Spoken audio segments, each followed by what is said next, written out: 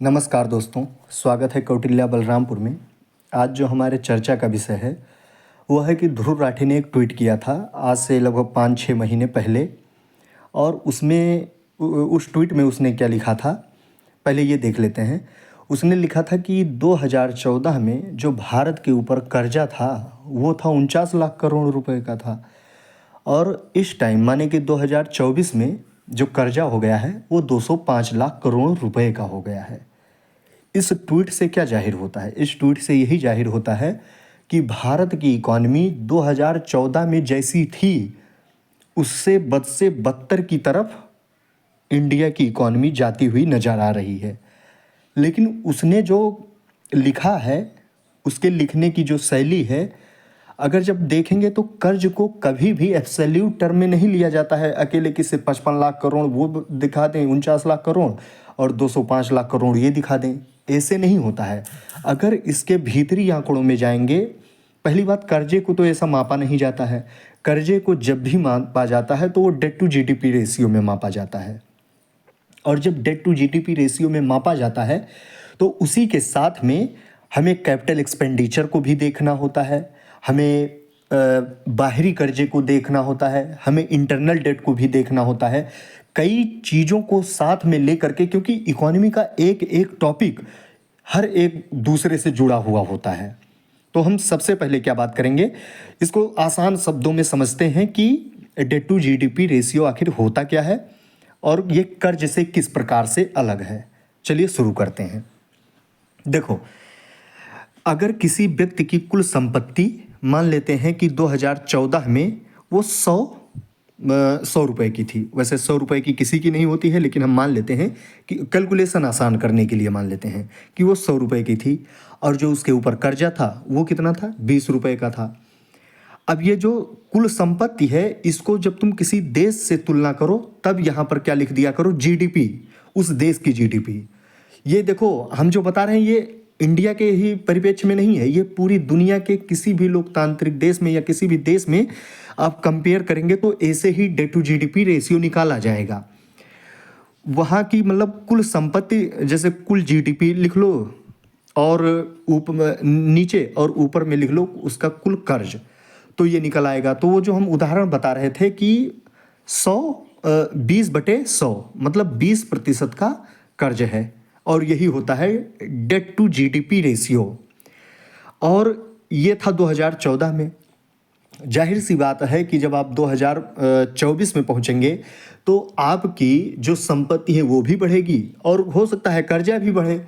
और कर्जा, जैसा इसने बताया है, कर्जा बढ़ा ही है। तो हम मान लेते हैं कि 300 रुपये की कुल संपत्ति हो गई तुम्हारा 100 से बढ़ करके, और जो तुम्हारा कर्जा बढ़ा वो बढ़ा 20 रुपये से 30 रुपये हो गया।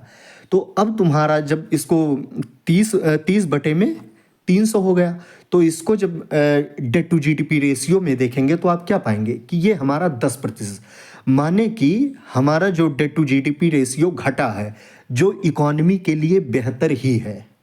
आई बात समझ में?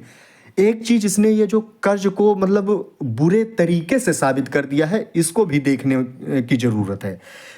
कर्ज क्या होता है कि एक तो हमारा होता है एक्सटर्नल डेट और एक होता है इंटरनल डेट। एक्सटर्नल डेट मतलब ये होता है कि जैसे विदेशी कर्जा, जैसे हम मान लीजिए कि अमेरिका से कुछ कर्जा ले लें अपने इकोनॉमी को फंड करने के लिए, या फिर वर्ल्ड बैंक से, आईएमएफ से लोन ले लें, तो ये हमारा होता है बाहरी कर्जा। लेकिन एक होता है इंटरनल डेट, जो वर्तमान में भारत के ऊपर अधिकतर उसका इंटरनल डेट ही है। जैसे इंटरनल डेट क्या होता है, इंटरनल डेट जैसे हम लोग क्या करते हैं, आम नागरिक अपना पैसा बैंकों में ले जा करके जमा कर देते हैं। अब बैंक से क्या होता है कि उसी के जरिए अगर कहीं पर रोड बन रहा है, कहीं पर पुल बन रहा है, कहीं पर रेलवे कनेक्टिविटी सुधारी जा रही है, तो वो जो पैसा जा रहा है वो बैंकों से जा रहा है और वो हम लोगों का पैसा जा रहा है। तो जो हम लोग पैसा जमा किए बैंक के पास में, वो हमारा एसेट हो गया, लेकिन वो बैंकों के लिए वो कर्जा है एक प्रकार का। और वो कर्जा जब जीडीपी जोड़ कैलकुलेट किया जाएगा तो सरकार के लिए वो कर्जा हो जाएगा। वर्तमान में भारत के पास में जो कर्जा है वो ज़्यादा इंटरनल डेट है। जैसे इस टाइम पर जो भारत का डेट टू जीडीपी रेशियो है वो है 81%। मतलब कर्जा जो है वो 81% है। उसमें से हमारा बाहरी कर्जा जानते हो कितना है? सिर्फ और सिर्फ, ये 2024 की बात बता रहे हैं, सिर्फ और सिर्फ 18% हमारा बाहरी बाहरी कर्जा है। लेकिन अगर यही जैसे उसने तुलना किया, अब हम प्रतिशत में तुलना कर रहे हैं 2014 की बात।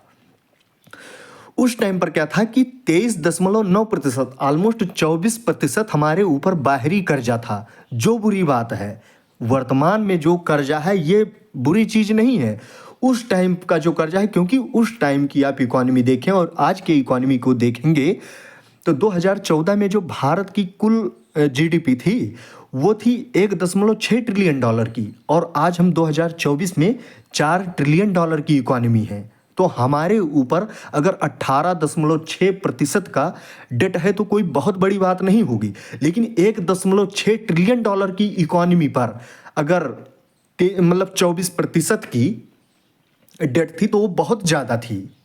आई बात समझ में?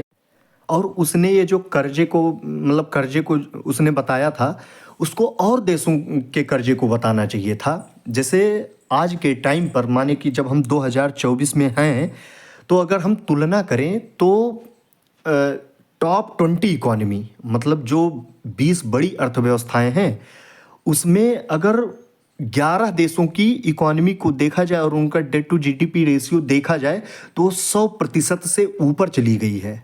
और जो भारत की इस टाइम पर डेट टू जीडीपी रेशियो है वो 81% है, और उसमें से भी मतलब 18.6% हमारा एक्सटर्नल डेब्ट है, जो बहुत मतलब खराब चीज़ नहीं है अर्थव्यवस्था के लिए।